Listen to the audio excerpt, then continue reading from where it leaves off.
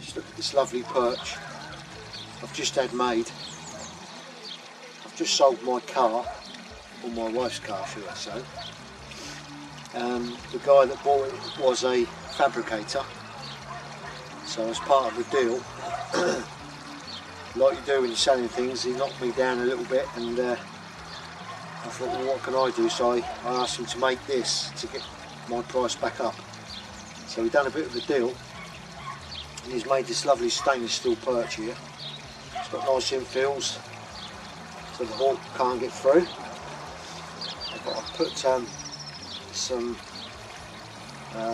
I'll probably use astroturf. I may rope it, but I'll probably use astroturf on there. It swivels, so it's absolutely ideal. Really pleased with that. I'm going to put Woody on it at some time today, see how he gets on.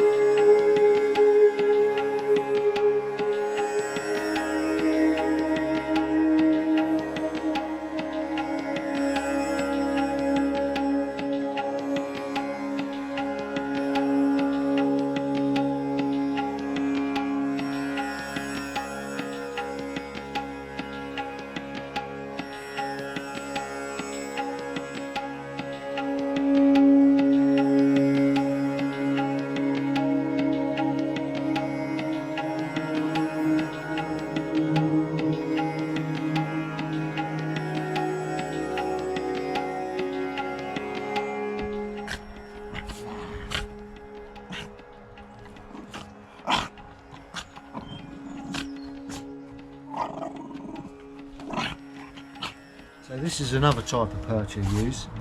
This one, it's got no spikes in it, so you can't spike it out. it's got heavy weights, which I do use for indoors or anywhere where I can't spike out. So it's quite handy. It's got a nice bit of leather top on it. So that's a handy perch, that one. Then the other sort of perches, I've got a couple of these. Don't know why I've got two. What I should do is take one up my mum's house really and leave it up there, because I often go up during the hunting season for a cup of tea before I go and perch Woody on an old chair. But I suppose I should take one of them up there really. So these ones, just if you don't know, just sink in the ground like that. Got a nice ring there that goes over. I reckon you could put an eagle on that one.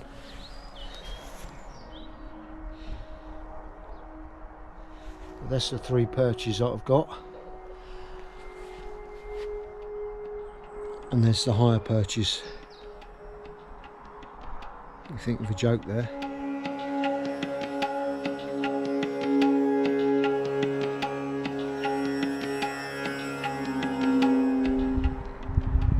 You like that, Woody? Do you want a nice piece of rat? I decided to put the AstroTurf on there from his other perch this morning, because these Harris hawks, or any hawk, falcon, they don't like change, or they notice change, and you sort of got to introduce it a little slow. So if I'd have put rope on that perch this morning, he would have noticed that, and he might have gone straight on it, but I didn't want to take a chance. So the shape's different, it's a different perch, but he's got his old AstroTurf on there, so he didn't really notice it. Maybe when we're out flying again, I'll change that to a bit of rope, or I might just leave it. There's nothing wrong with it.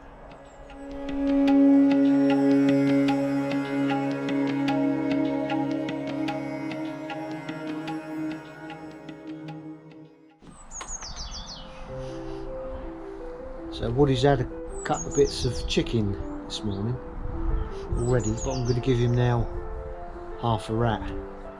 Now I don't think he's going to eat it off the glove at all, and if he doesn't, when I put him away, I'll just leave it in there for him. It's a nice bit of red meat, nice bit of rat. But so I was quite pleased with the way the perch turned out. That was good. So I'm going to go and get Woody now and sit here for a little bit with him, see if he'll eat that rat, which is in warm water at the moment. I don't think he will. He might be a bit uncomfortable sitting with me, and if he looks like he doesn't want to sit here, I'll just put him away.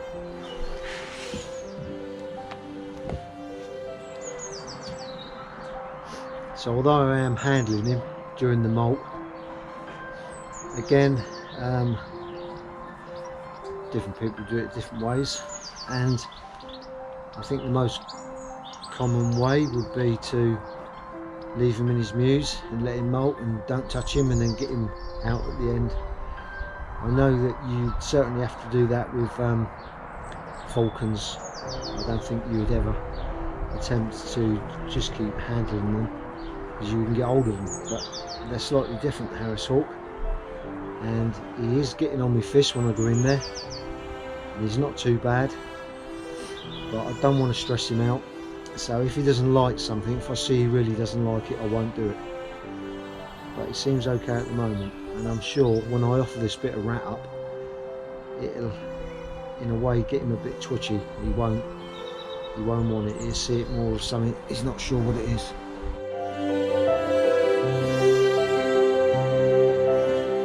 What's this?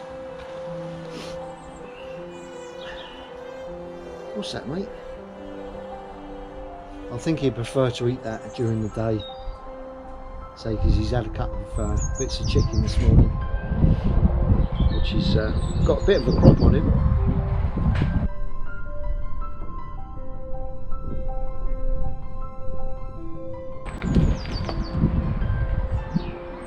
So he's not going to attempt that, I'm sure.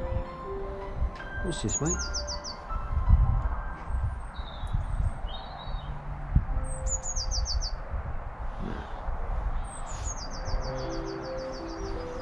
So I'll just sit here for a little while with him, keep this going through the molt,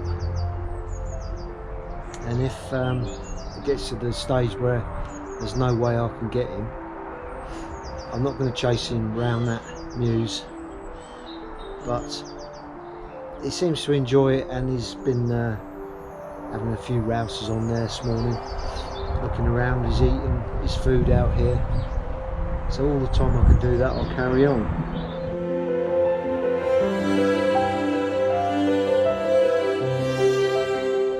I do think the best way is just to leave the hawk, let him get on with it, and then give him lots of good food and get him out at the end and retrain.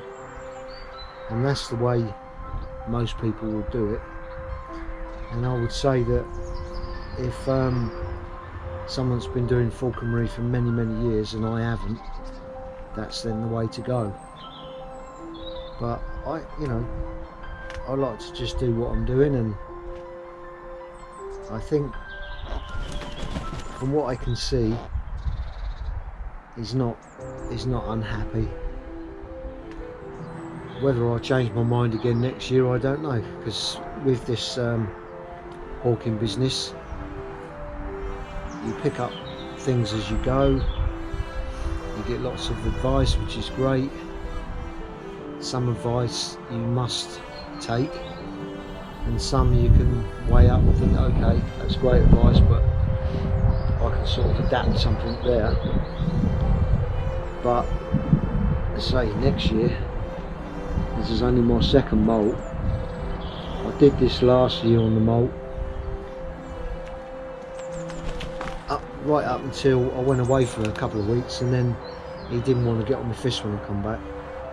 Just it almost seems like they've got a memory of about 2 weeks. I don't know if that's true, but it does appear that way. But all the time I can do this, I'm going to carry on. It's just, for me, like an experiment. I like to do these things, and then when it comes to actually getting him out hunting again, I would like to think he will be maybe slightly more loyal again. Then I know on the other hand there's a lot of Ostringers that like their hawks a little bit more wild anyway. I like him to be as friendly as I can get him,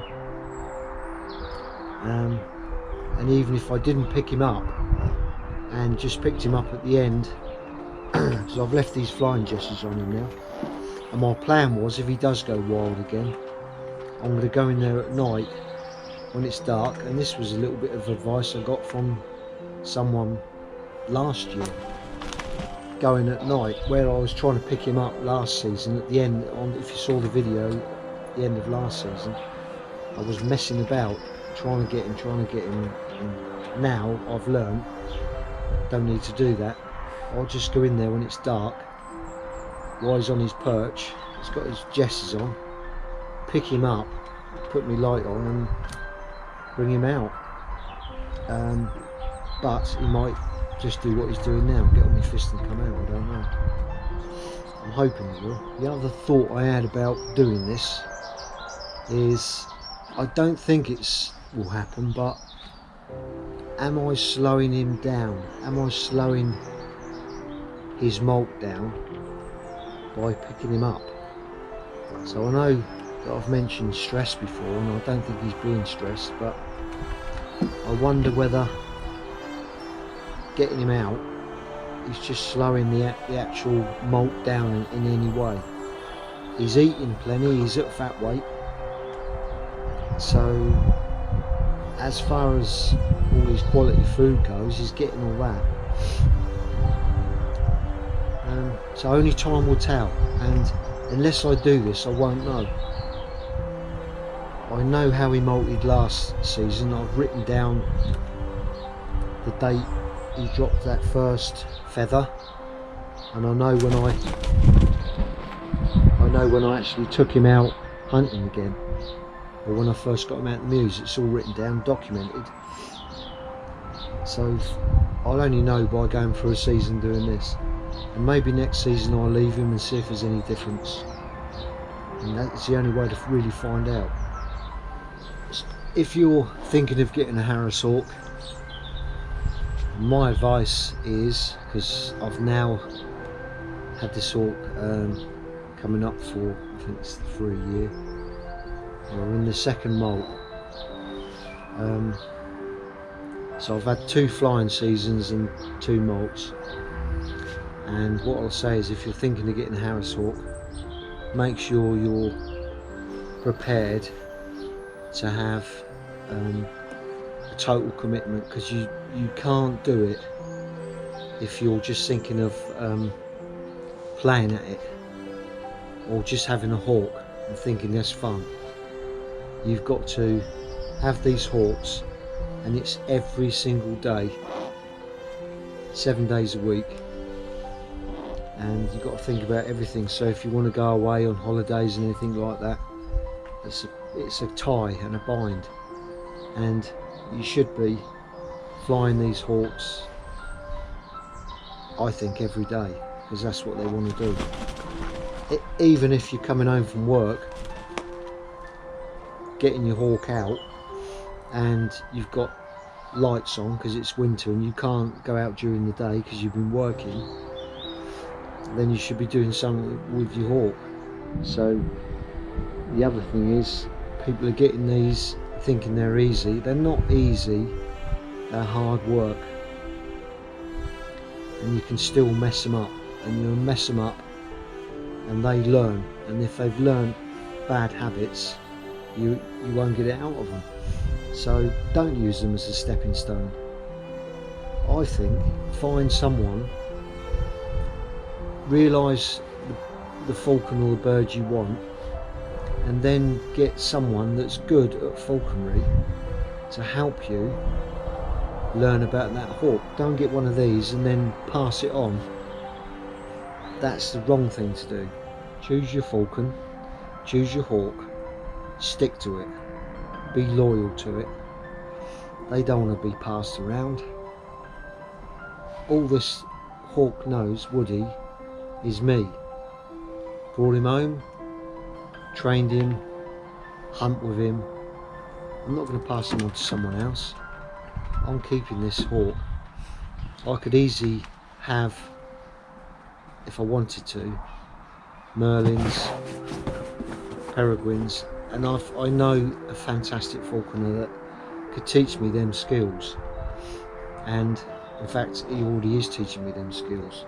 Or I could fly a merlin for the first part of the season and then start flying this hawk. But if I was going to fly a peregrine, then it would interact with the time I'm flying this one. I could do it every other day, but I want to get this hawk out as I did last season and the season before, every single day. That's what he deserves. He doesn't deserve anything else. And he's turned out to be a true reliable hunter, and that is because I'm getting out every day. So this little Patdow, he's a rescue dog. Someone passed him on. This dog was passed on for about 4 different hands, but that little dog just needed a little bit of training. Now he'd rather stay with his old owner, but he's got a good life now. He's out hunting every day with us, and he's this hawk's flushing dog. We work well together. But I don't think we should let animals down, and these are certainly not stepping stones to go and get another hawk. In some countries where you trap your hawks, then it's fine, because you could fly this hawk and think, oh, I don't like it, and then when you let it go, maybe it's fine. But certainly in the UK you can't do that. They're captive bred and they remain captive, and they need to be flown. Then you Woody, eh?